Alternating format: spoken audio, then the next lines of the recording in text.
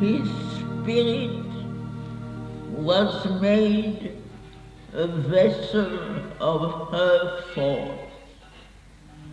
Mute in the fathomless passion of his will, he outstretched to her his folded hands of prayer.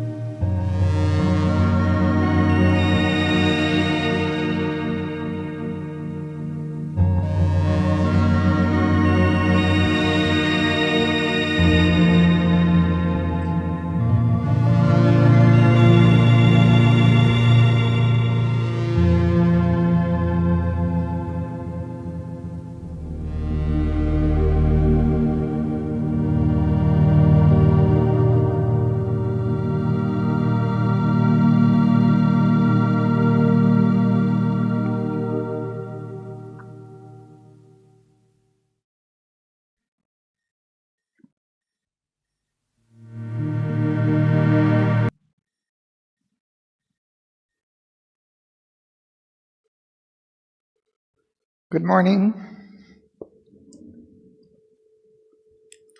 We're reading in Book 2, Canto 14, The World's Soul. And we've almost finished this canto, just one short last reading. We're at the near the bottom of page 295. I think it's line 238.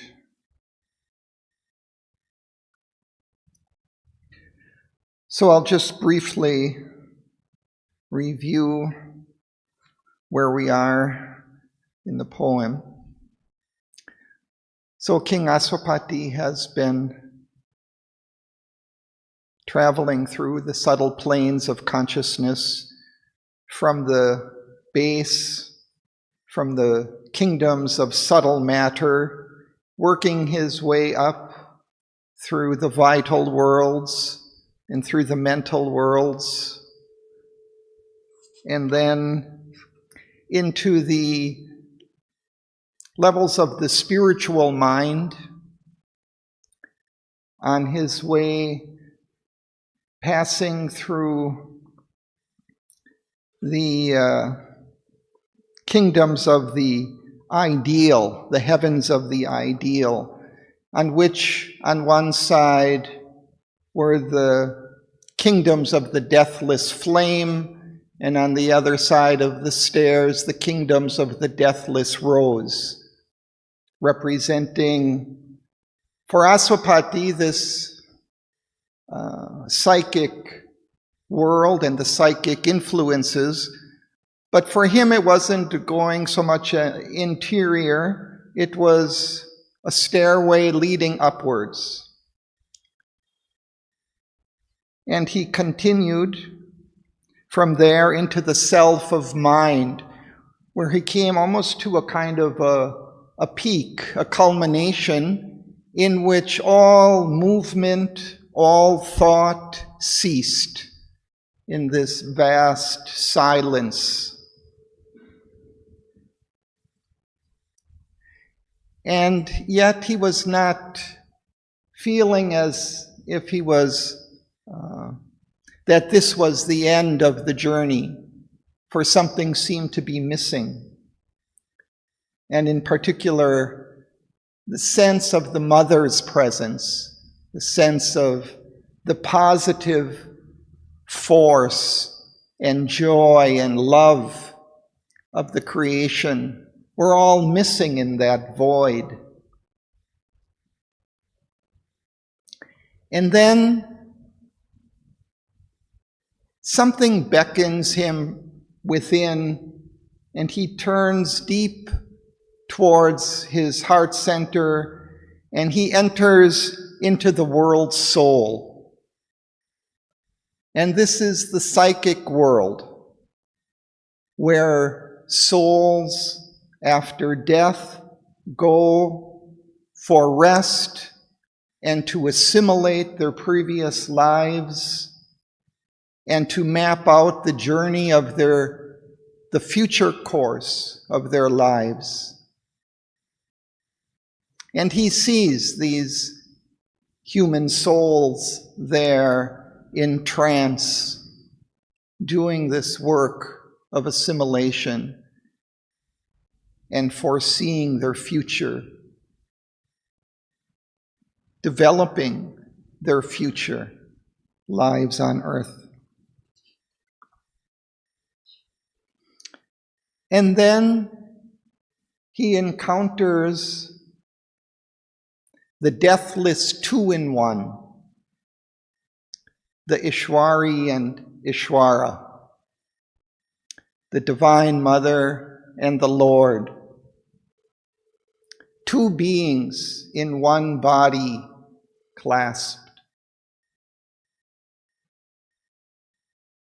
And behind them, he sees the one from whom they emerged,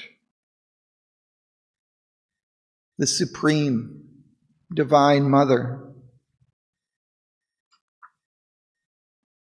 So that's what we were reading when we left off last time. And so he encounters these beings. I'll just read a little of that. There he beheld in their mighty unions poise, this is on page 295, the figure of the deathless two-in-one, a single being in two bodies clasped, a diarchy of two united souls, seated absorbed in deep creative joy. Their trance of bliss sustained the mobile world. Behind them, in a morning dusk, one stood, who brought them forth from the unknowable. Ever disguised, she awaits the seeking spirit, watcher on the supreme, unreachable peaks, guide of the traveler of the unseen paths. She guards the austere approach to the alone.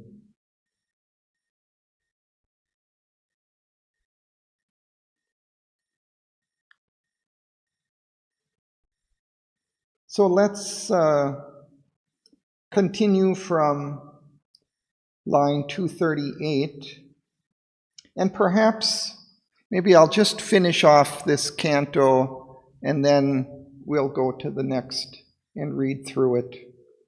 So this is, in a sense, one culmination of Aswapati's journey.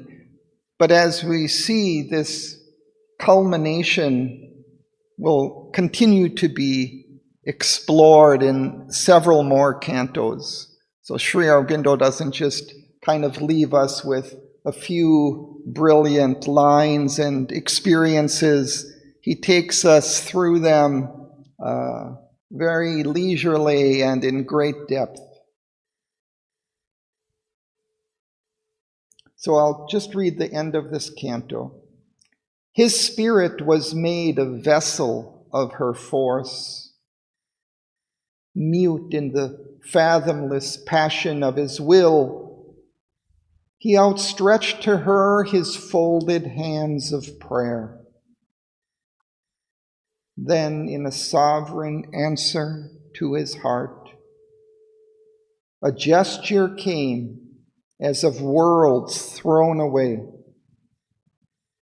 and from her raiments lustrous mystery raised, one arm half parted the eternal veil. A light appeared still and imperishable, attracted to the large and luminous depths of the ravishing enigma of her eyes. He saw the mystic outline of a face. Overwhelmed by her implacable light and bliss, an atom of her illimitable self, mastered by the honey and lightning of her power, tossed towards the shores of her ocean ecstasy, drunk with a deep golden spiritual wine.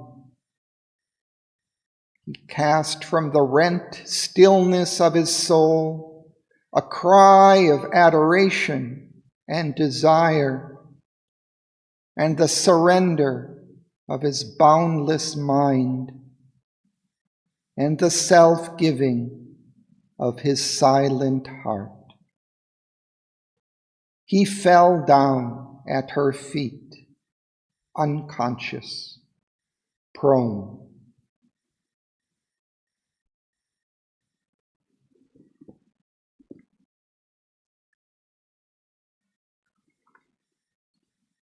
So Aswapati encounters the Supreme Divine Mother and falls at her feet in absolute adoration and surrender.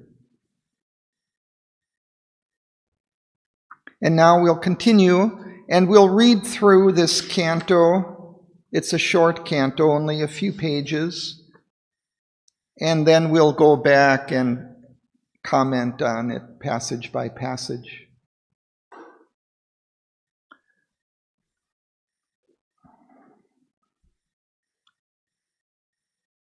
So, Suresh, would you like to start?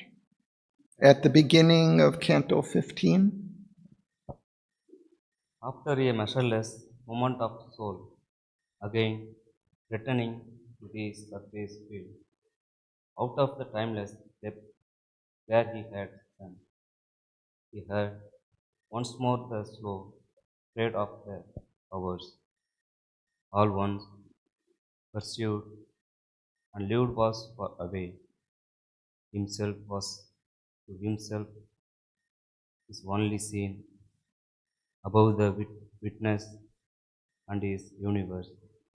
He stood in a realm of boundless silence, awaiting the voice that spoke and built the world. The light was down, wide and absolute, a diamond purity of eternal sight. The consciousness lay still, devoid of forms, free wordless,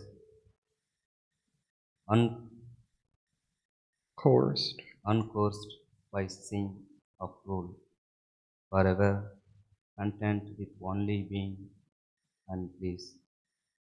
The sheer existence lived in its own peace, on the single spirit's bare and infinite ground.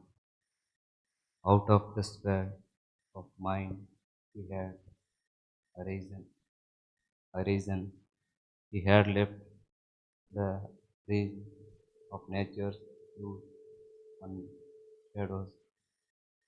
He dwelt in his self colorless purity. Thank you. Sheila, would you like to read? Sheila? Would you like to read?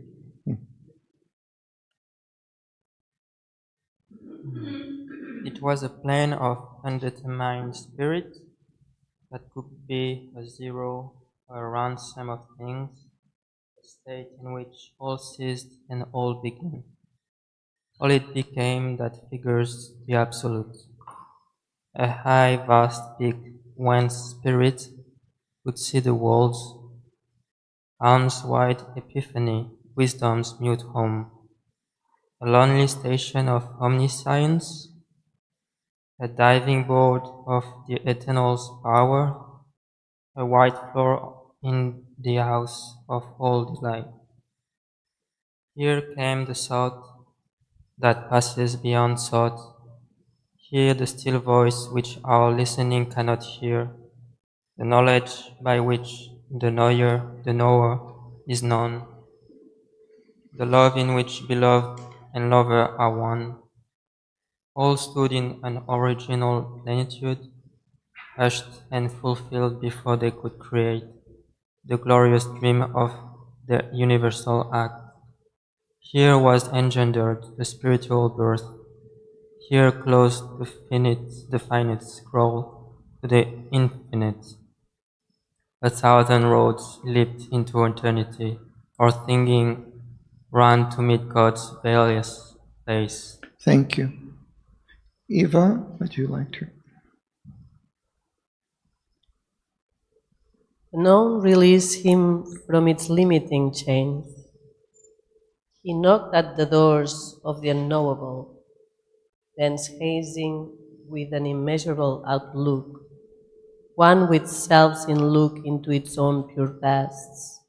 He saw the splendor of the spirit's realms, the greatness and wonder of its boundless works, the power and passion leaping from its calm, the rapture of its movement and its rest, and its fire-sweet miracle of transcendent life, the million-pointing undivided grasp of its vision of one same stupendous all, its inexhaustible acts in a timeless time, a space that is its own infinity, a glorious multiple of one radiant self, answering to joy with joy, to love with love. All there were moving mansions of God bliss, eternal and unique, they live the one. Forces are great outbursts of God's truth, and objects are its pure spiritual shapes. Spirit no more is hid from its own view. All sentience is a sea of happiness, and all creation is an act of light. Thank you.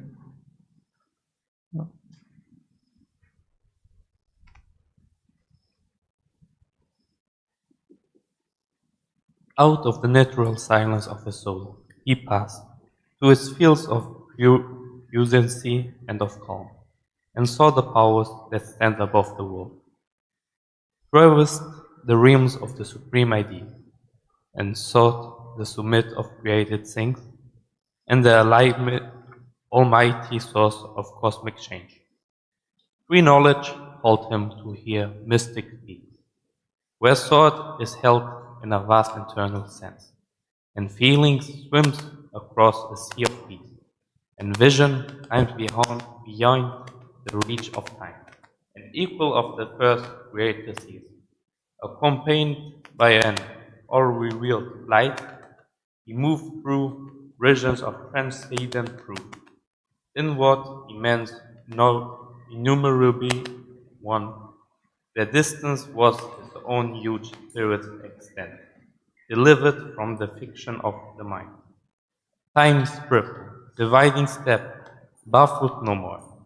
Its inevitable and continuous stream, the long flow of the manifesting course, was held in spirit's single white regard.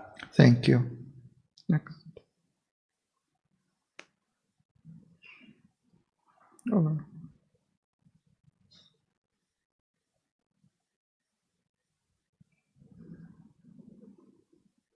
A universal beauty showed its face, the invisible, deep, fraught significance, here sheltered behind form's insensible screen, uncovered to him their deathless harmony and the key to the wonder book of common things. In their uniting laws stood up revealed the multiple measures of the upbuilding force, the lines of the world geometer's technique, the enchantments that uphold the cosmic web, and the magic underlying simple shapes. On peaks where silence listens with still heart to the rhythmic meters of the rolling worlds, he served the sessions of the triple fire. On the rim of 2 continents of slumber and trance, he heard the ever unspoken reality's voice, awaken revelation's mystic cry, the birthplace found of the sudden infallible world, and lived in the rays of an intuitive sun. Thank you.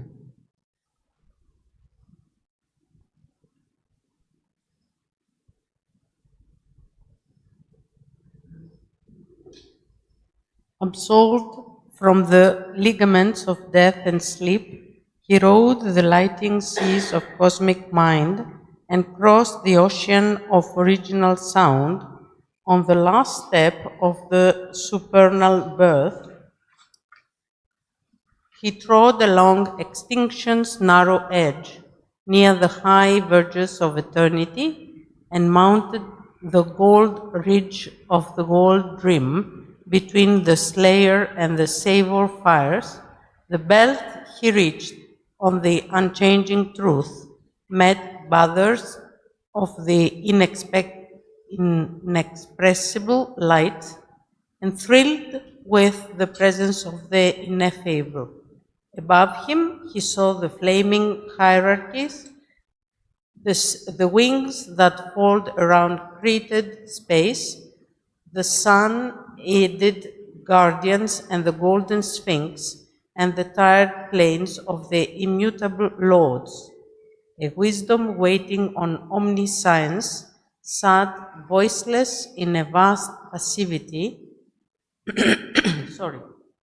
He judged not, measured not, nor strove to know, but listened for the veiled, all-seeing thought and the burden of a calm, transcendent voice. Thank you. Sudanya?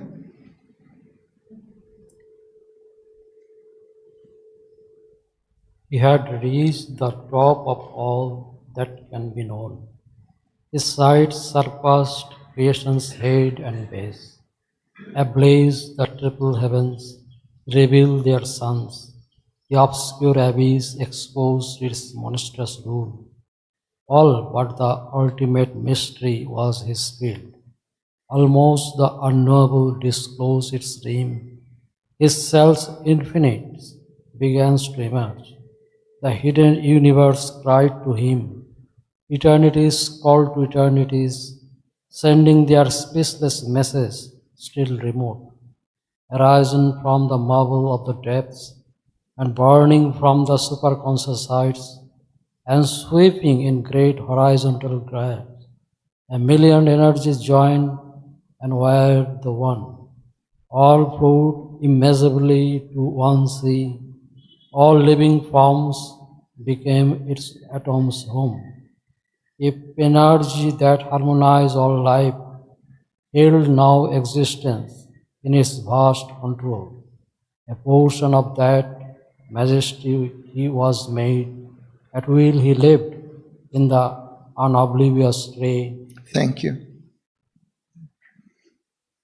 Devashi.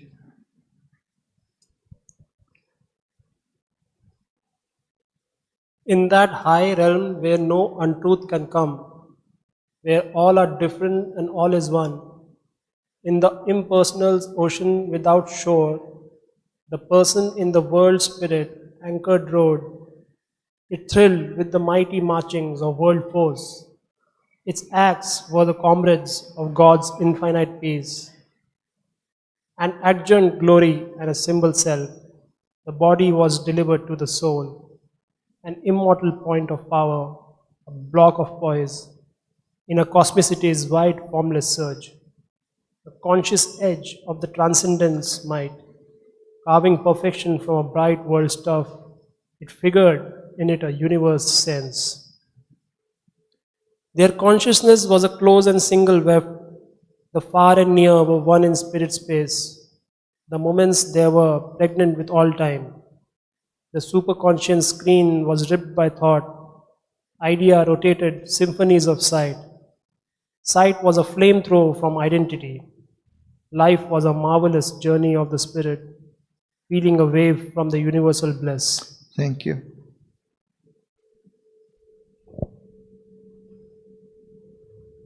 Next, sir, would you like to read? In the kingdom of the Spirit's power and light, as if one who arrived out of infinity's womb, he came newborn, infant, and limitless, and grieved in the wisdom of the timeless child. He was vast, that soon became a son. A great luminous silence whispered of his heart, his knowledge and in weave God infathomable and outviewed by no brief horizons cut. He thought and felt in all his gaze had power. He communed with the incommunicable beings of a wider consciousness were his friends. Forms of a larger, subtler make drew near. The gods conversed with him behind life's will. Neighbor his being grew to nature's crest. The primal energy took him in its arms. His brain was wrapped in overwhelming light, and all-embracing knowledge seized his heart. Thoughts rose in him no earthly mind can hold, mights played that never coursed through mortal nerves. He scanned the secret of the O mind, he bore the rapture of the o'er soul, a borderer of the empire of the sun, attuned to the supernal harmonies. He linked creation to the eternal sphere. His finite parts approached their absolutes. His actions framed the movements of the gods. His will took up the reins of cosmic force. Thank you. So now we'll go back to the beginning again. And this time we'll pause after each passage and comment. So Margaret, would you? Canto 15, the kingdoms of the greater knowledge. After a measureless moment of the soul, again returning to the surface fields, out of the timeless depths where we had sunk, he heard once more the slow tread of the hours. All once perceived and lived was far away. Himself was to himself his only seen. Above the witness and his universe, he stood in a realm of boundless silences, awaiting the voice that spoke and built the worlds. The light was round him, wide and absolute, a diamond purity of eternal sight. The consciousness lay still, devoid of forms, free, wordless, uncoerced by sign or rule, wherever content is only being and bliss. A sheer existence lived in its own peace on the single spirit's bare and infinite ground. Out of the sphere of mind he had arisen, he had left the reign of nature's hues and shades. He dwelt in his self's colorless purity. Thank you.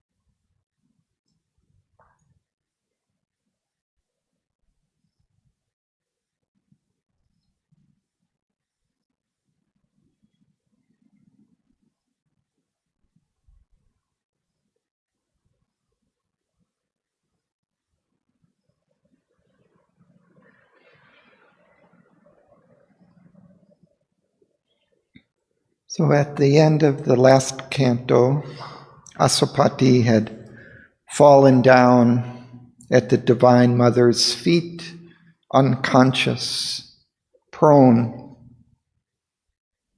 And now, after a measureless moment of the soul, he returns to his surface consciousness out of those depths where he had sunk.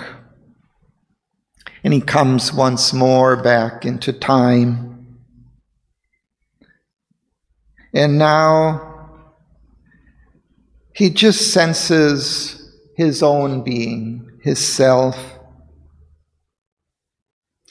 Above him is the witness consciousness, the vast, observing all that is.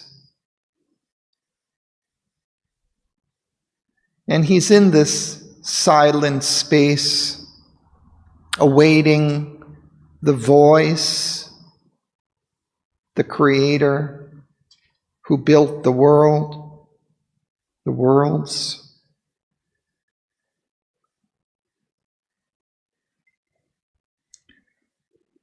So his consciousness lay still, devoid of forms,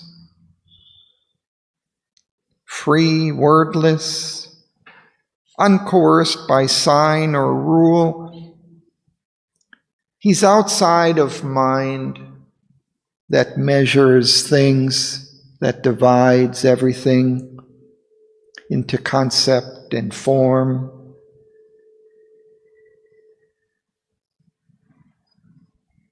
The sheer existence lived in its own peace, on the single Spirit's bare and infinite ground. He's in this timeless, silent peace.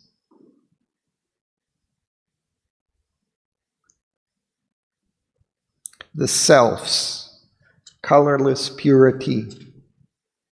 This is the experience of the spiritual self, of the Spirit. And now we'll continue.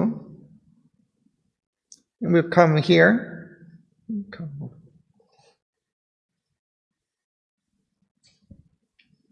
It was a plane of undetermined spirit that could be a zero or round sum of things, a state in which all ceased and all began.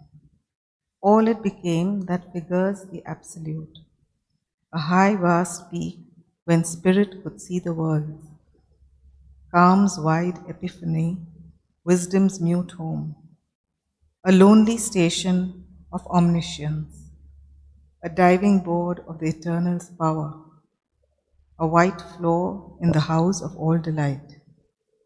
Here came the thought that passes beyond thought. Here, the still voice, which our listening cannot hear. The knowledge by which the knower is known is the known. The love in which beloved and lover are one. All stood in an original plenitude, hushed and fulfilled before they could create, the glorious dream of the universal acts. Here was engendered the spiritual birth. Here closed the finite scroll to the infinite. 1,000 roads leaped into eternity, or singing ran to meet God's veilless face. Thank you.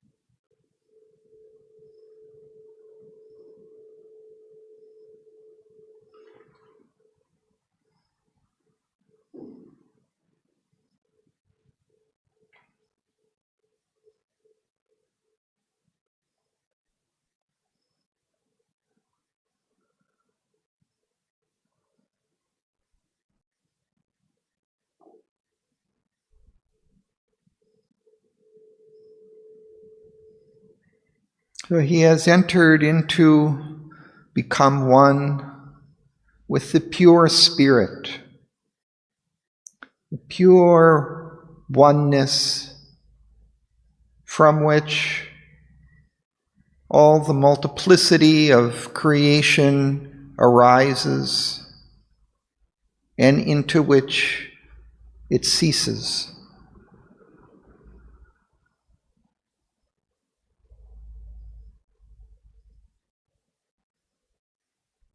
A high, vast peak whence spirit could see the worlds,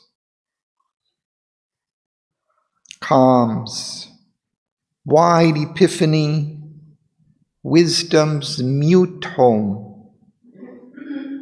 It's a silence of the self, a lonely station of omniscience, a diving board of the Eternal's power. From that silence, that quietude, emptiness, all issues forth from that.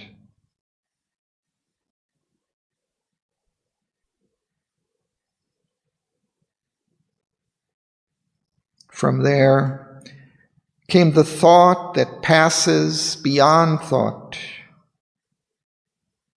the still voice which our listening cannot hear, the knowledge by which the knower is the known, the love in which beloved and lover are one. All of these divine states comes out of that silence.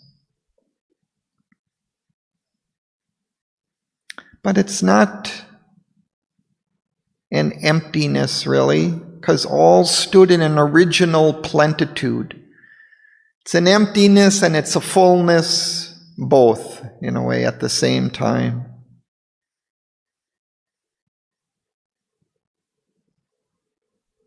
Here was engendered the spiritual birth. That's where the birth begins. And here closed the finite's crawl to the infinite. As the finite climbs the tiers of consciousness, it ends in this silence.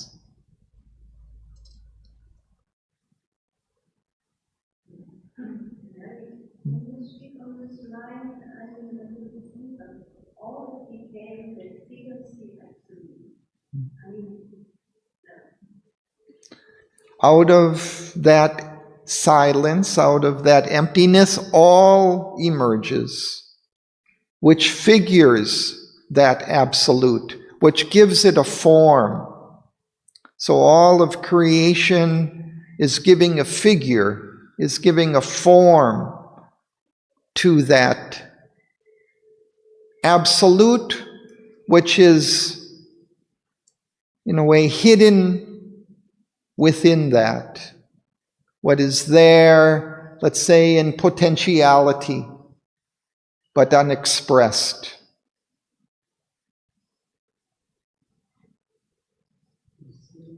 Something like a scientific way, Big Bang or something like that. Yeah, that's, I think, perhaps a physical rendering of that, because that too is like an emptiness, a place in which everything collapses and out of which everything is created.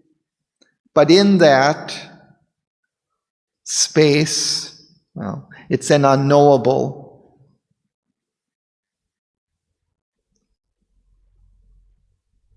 Everything is changed. We can't decipher time or space. Everything emerges out of that.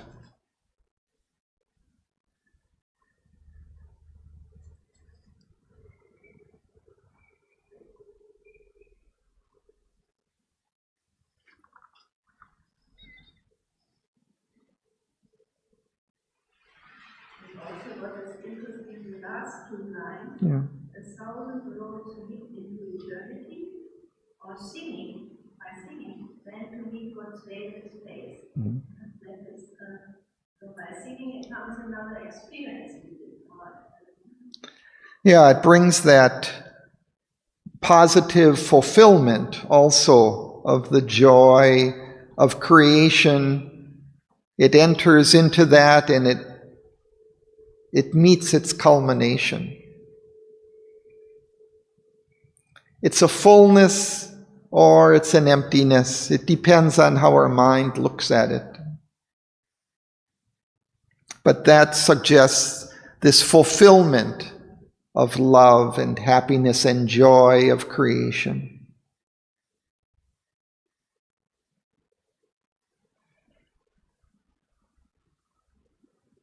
B.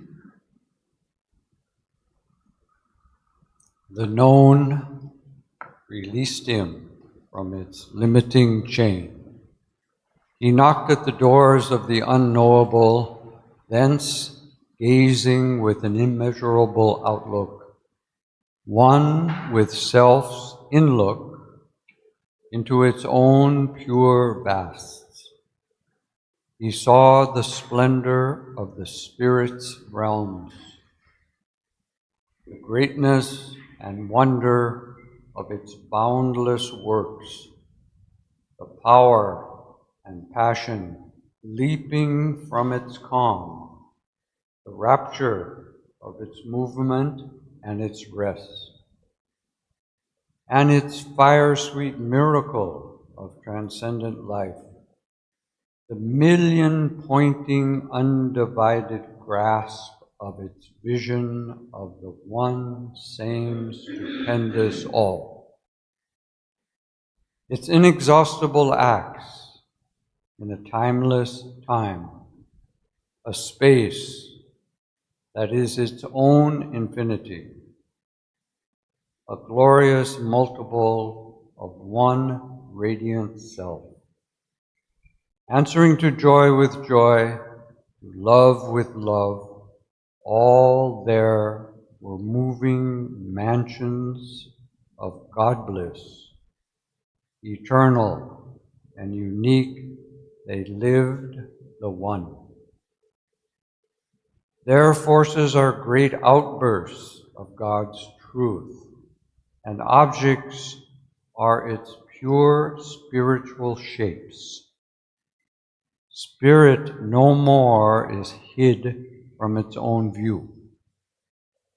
All sentience is a sea of happiness, and all creation is an act of light. Thank you.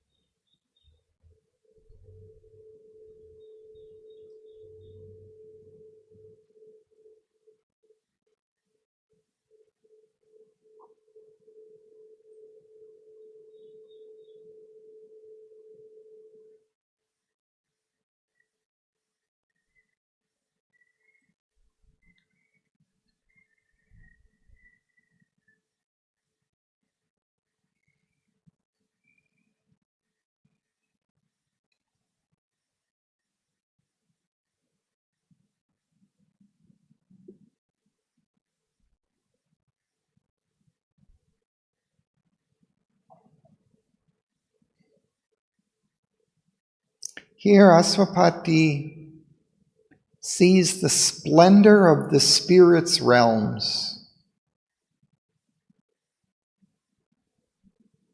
It suggests to me the worlds of Sat, Chit, and Ananda,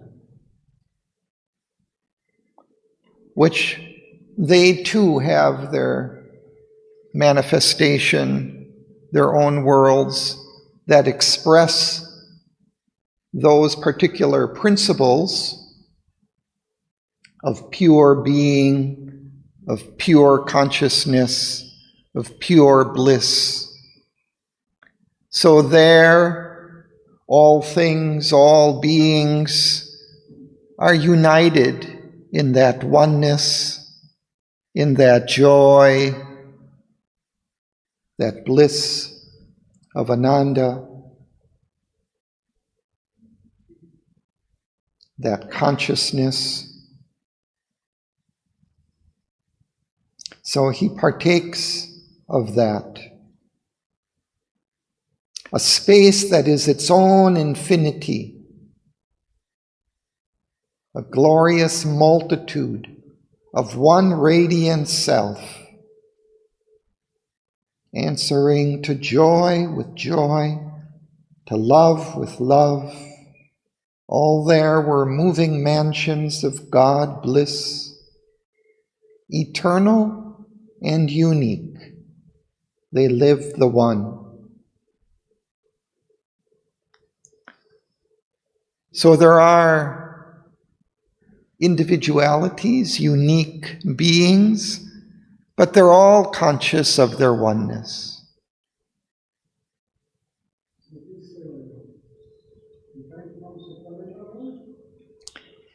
The supramental world is also like this. All the worlds in the higher hemisphere, Supermind and Sat and Chit and Ananda, all these worlds are like this.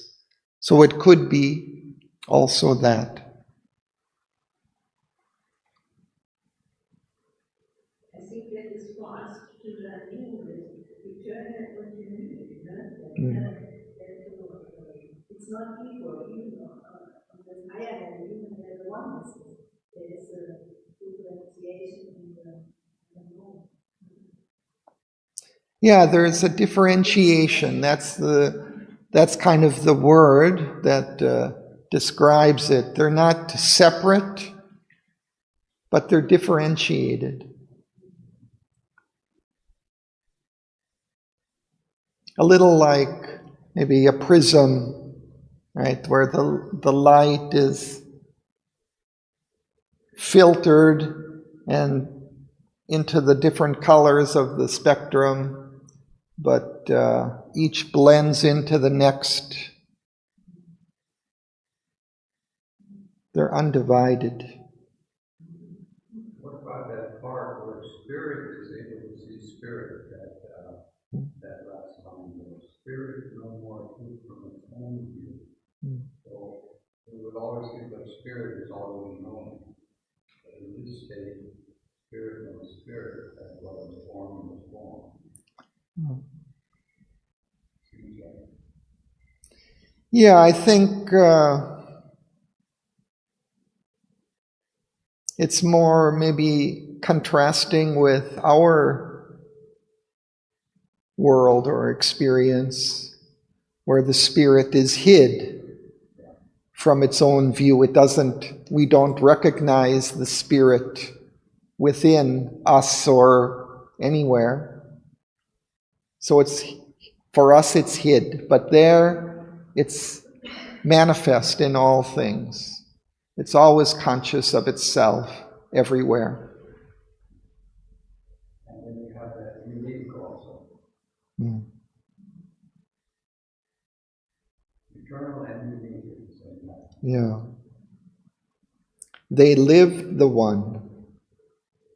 Always that oneness is at the basis of all experience.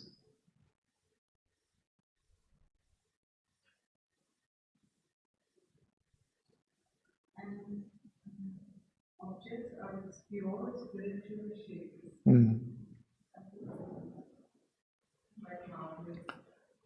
Yeah, purely expressive, transparent, in a sense, to the spirit within.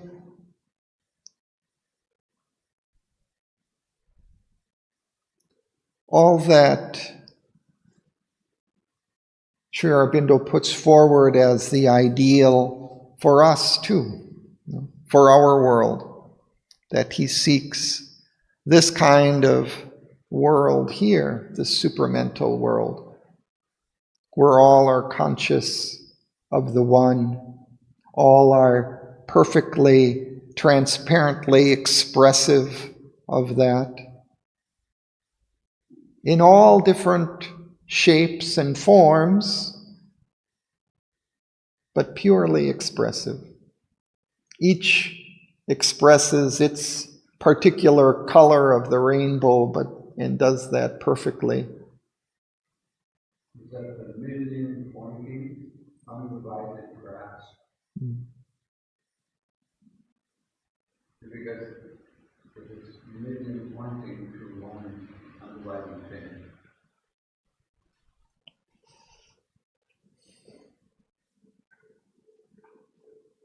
Yeah, its vision of one same stupendous all.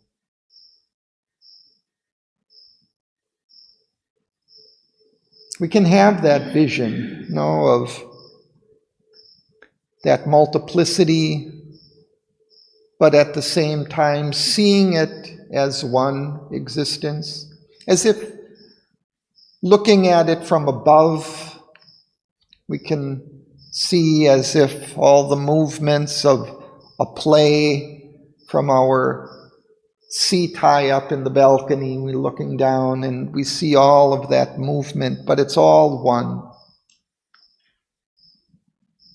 It's all one play, one drama. For me, it seems it is the most important thing we all have to learn on many levels. Yeah.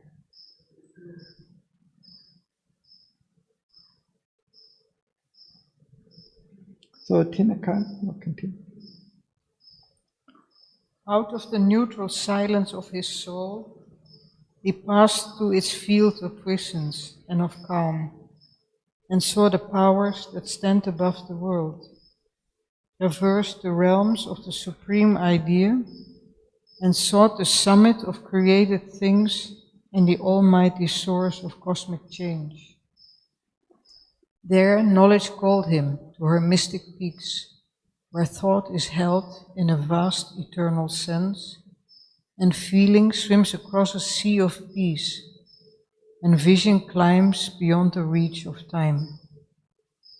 An equal of the first creator's seers, accompanied by an all-revealing light, he moved through regions of transcendent truth, inward, immense, innumerably one. There, distance was his own huge spirit's extent. Delivered from the fictions of the mind, time's triple dividing step baffled no more. Its inevitable and continuous stream, the long flow of its manifesting course, was held in spirit's single wide regard. Thank you.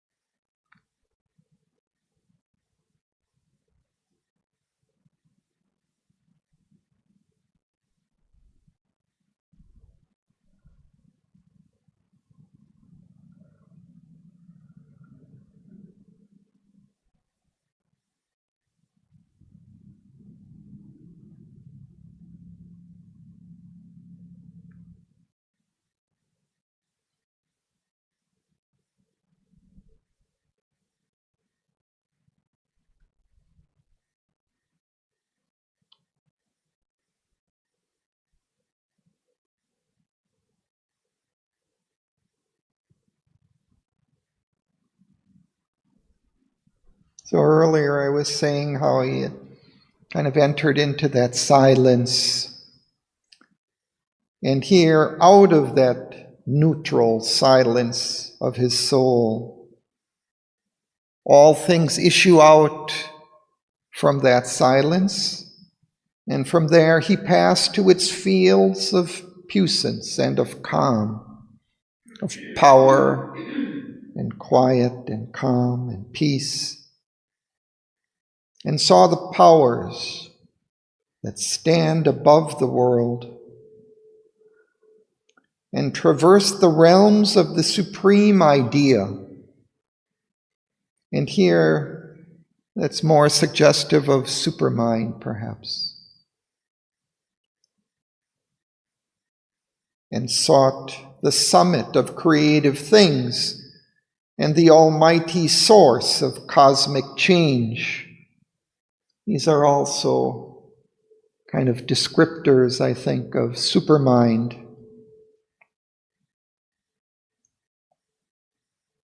Sri Aurobindo has a chapter in The Life Divine, supermind as creator. It is the almighty source of cosmic change, also there is a dynamic power. yes. Transformation. Right. And it has a quality. Right. So that second line, right, that's also the power that Sri Aurobindo sought and what Aswapati is seeking. This power of change, for he was seeking a redemption of the world, a transformation of earth, not only his own, but of the world as a whole.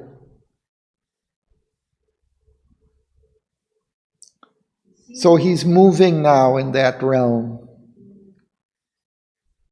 And maybe the difficulty in thinking, as I asked before, is always to have in mind some fixed ideas and not the dynamic power of the concept. Then it will be to change always.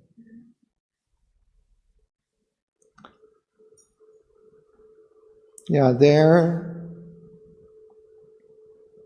power and knowledge are united in that realm of supermind.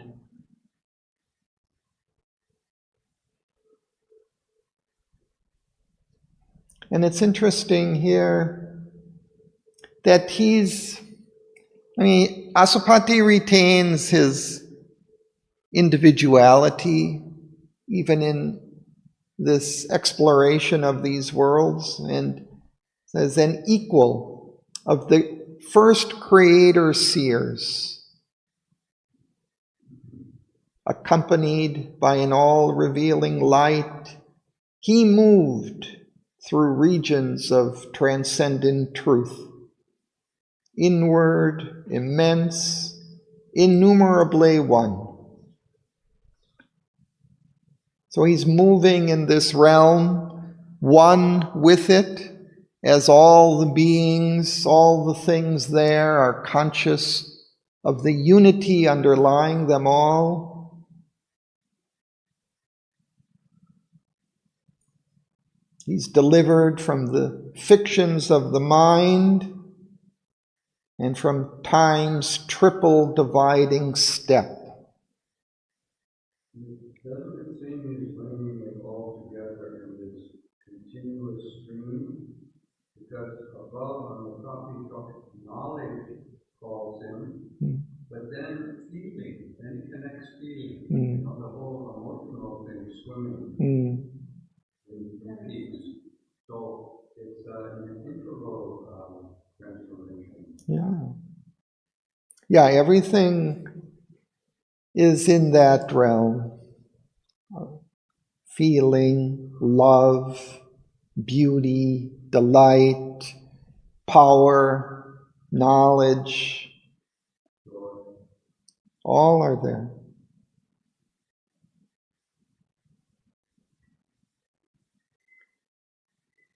But this idea of an equal of the first creator seers, it's interesting that it's referring to Aswapati, I think, here.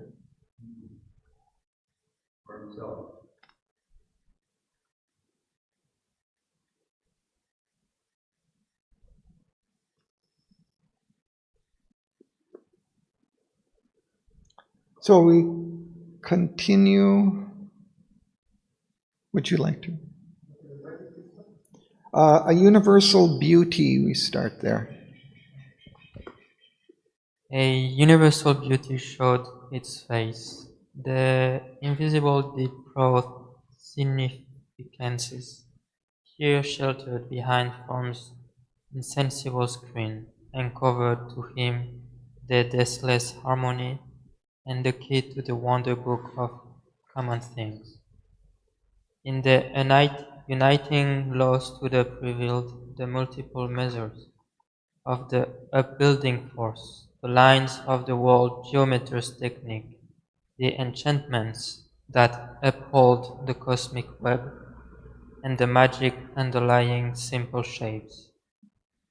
On peaks where silence listens with still heard to the rhythmic metres of the rolling walls, served the sessions of the triple fire. On the rim of two continents of slumber and trance, he heard the ever-unspoken reality's voice, awaken revelation's mystic cry, the birthplace found of the sudden and fallible word, and lived in the rays of an intuitive sun. Thank you.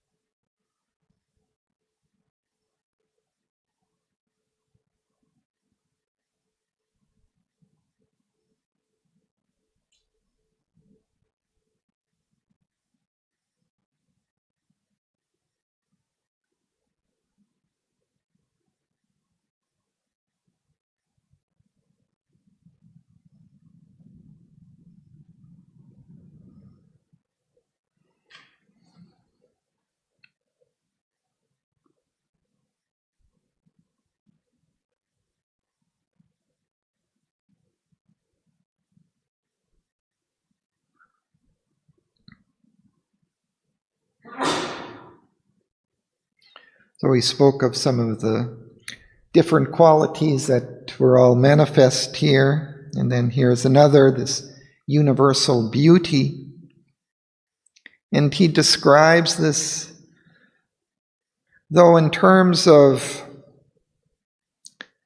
the invisible, deep-fraught significances, that beauty also hides within it, that it holds some deeper meaning and significance that I think expresses that beauty, or which that beauty expresses, I should say. And uncover to him their deathless harmony, so that beauty also expresses this harmony of features.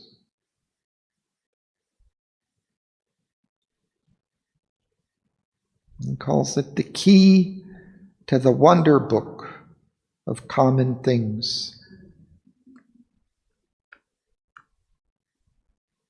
Always behind all the different appearances of nature, of physical form, there is this underlying significance, this deeper aspect to it, which it represents.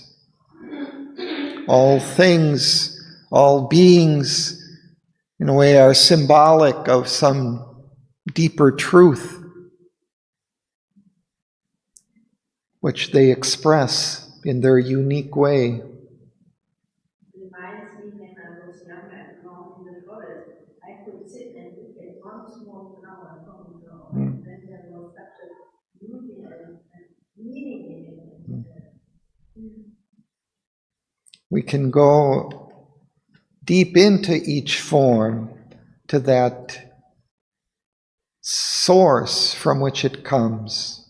Doesn't he try to take the force of this beauty beyond form?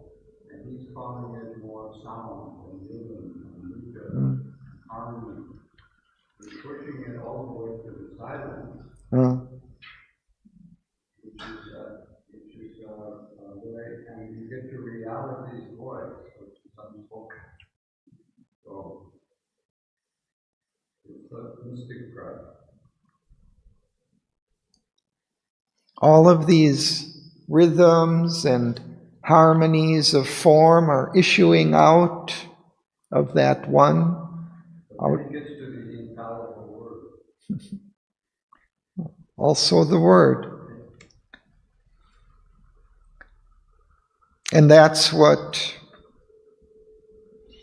we see in Savitri, in a sense, through its words, its multitude of words, through that deeper significance that they carry, we can enter into that oneness again. What is the triple fire that you referred to? The sessions of the triple fire that you said. What are the sessions of the triple fire?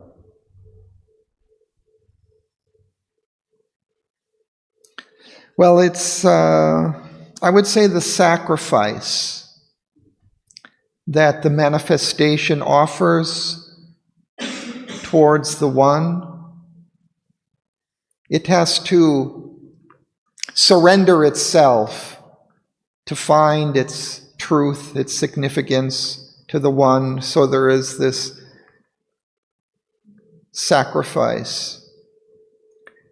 Triple can mean mind, life, and matter, of form, of the lower creation. In the ignorance, where things are divided, there, through the sacrifice of that separate self, we can enter back into the one. That was, in a sense, the significance of the Vedic ritual of the sacrificial fire.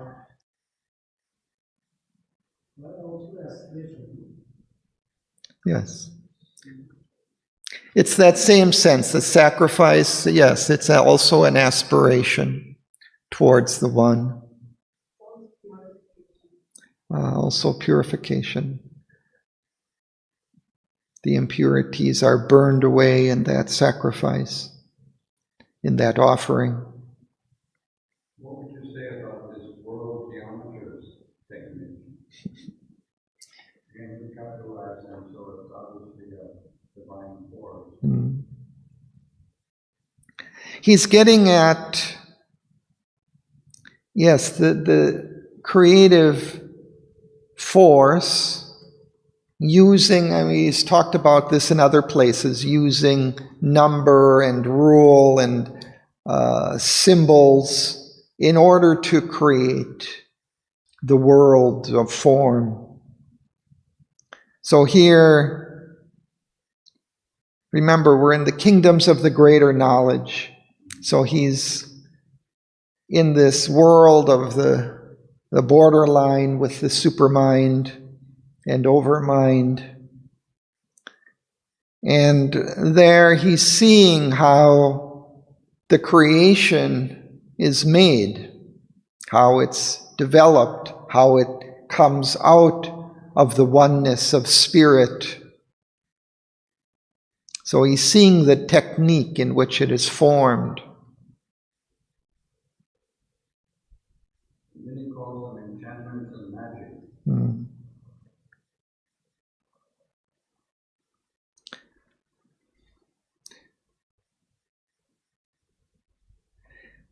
Yeah, sometimes he speaks of,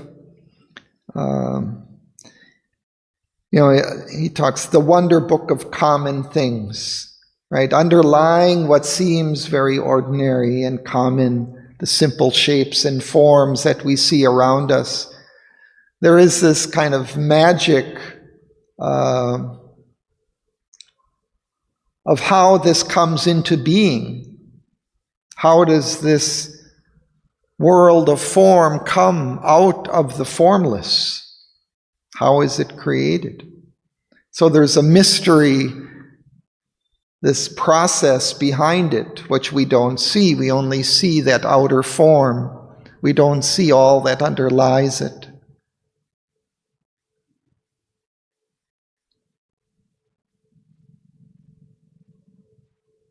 Also gives an indication for the technical development and experience. And very much. Yeah, human mind also begins to delve into these secrets of creation and understand them, and we also gain some power over the creation.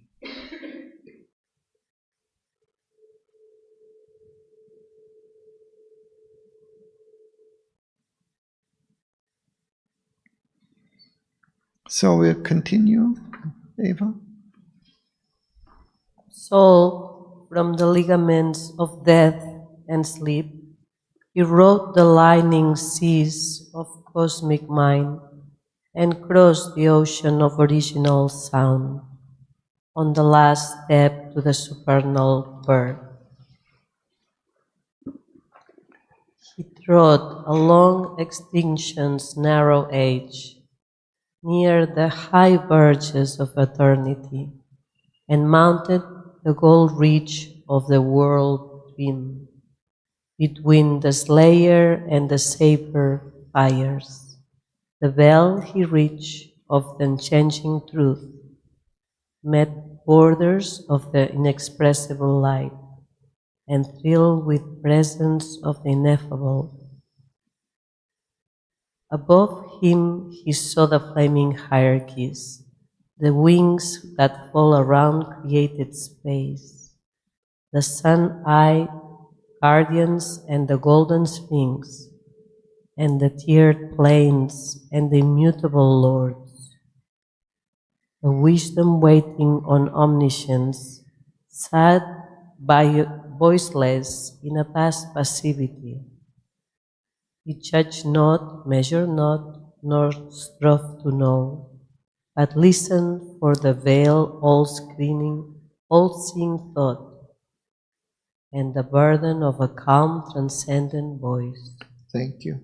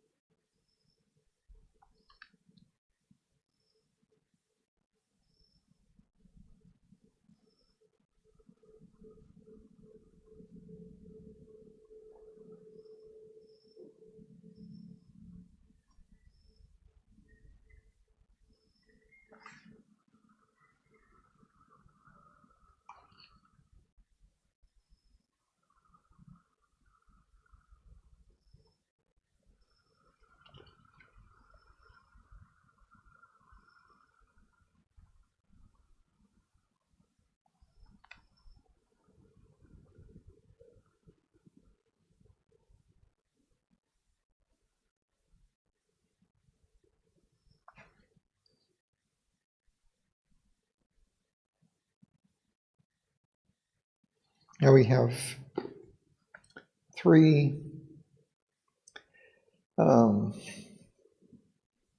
very deep, interesting sentences.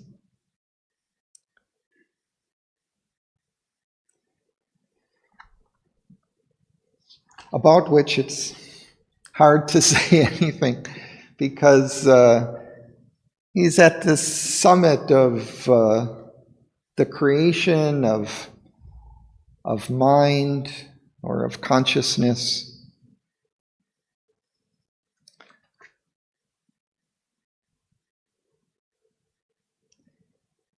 He's riding the lightning seas of cosmic mind.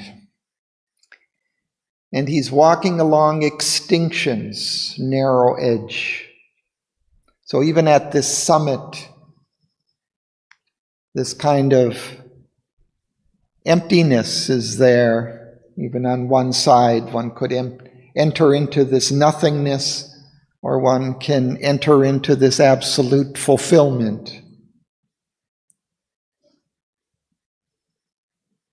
Mounted the gold ridge of the world dream. But still there's more above it. Because all these things got that golden sphinx up there. Yeah, that's it. This next sentence is also becomes very mystical. You know? And so exactly what this is, it's hard to say, but we have flaming hierarchies still above him. Yeah, but he's coming, it's the last step. So he's in the supernal birth and he's already hit the supermind. Don't you think? I don't know. Yeah, something, it could be. And he's capitalized all of these things, the truth, the right, the ineffable, and hierarchies, everything up there. Yeah. Is divine. But then he's meeting these beings or creatures there, the wings that fold around created space. Angels, right? Well, These hierarchies, the flaming hierarchies. I don't know. We don't know anything. Trying to think. There's these creatures with wings. I don't know what.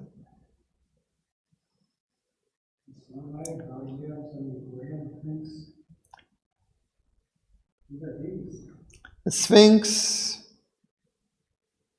is what? It's the only one we know, or I know, is the Egyptian one. with it, and its form is what? It's that lion head. So a lion head.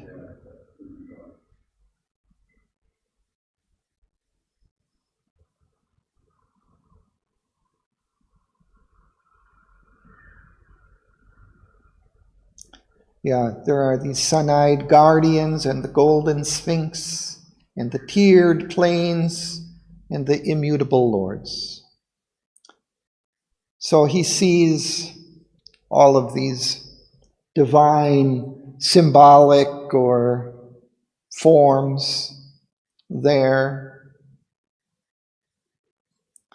But then the next sentence, that third sentence, is not so mysterious. There's a wisdom waiting on omniscience.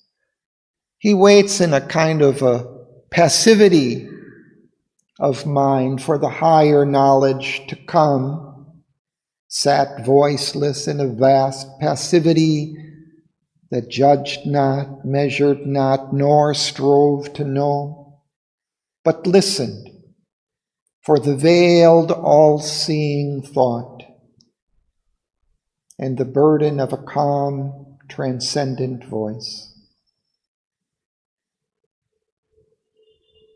Perhaps that's the key to understanding those previous sentences, just to be quiet and listen.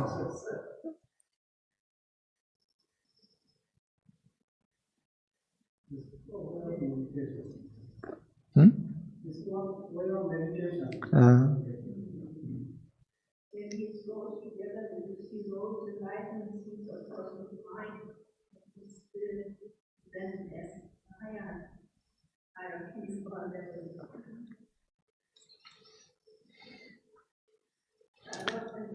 My question is also across the ocean of original sound.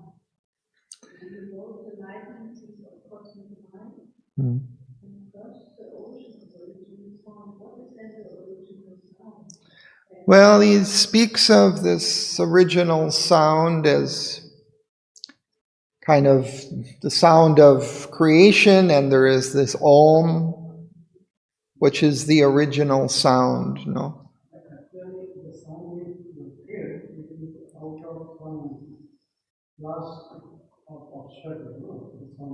Some friction. The original sound is not in the fiction. It's coming direct. Without a second, with 1 month.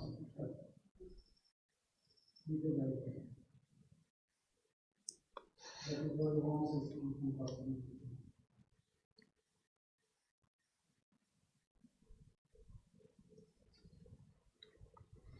So I think we're going to stop there for today.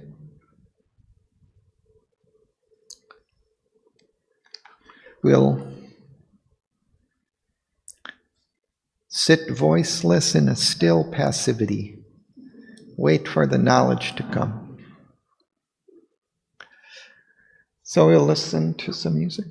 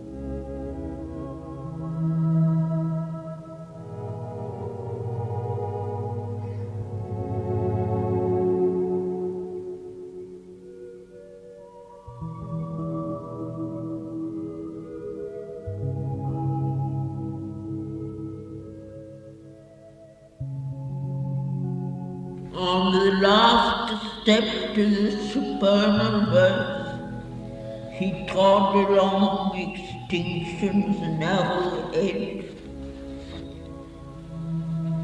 Near the high verges of eternity, and mounted the gold reef of the world dream, between the Slayer and the Savior fast.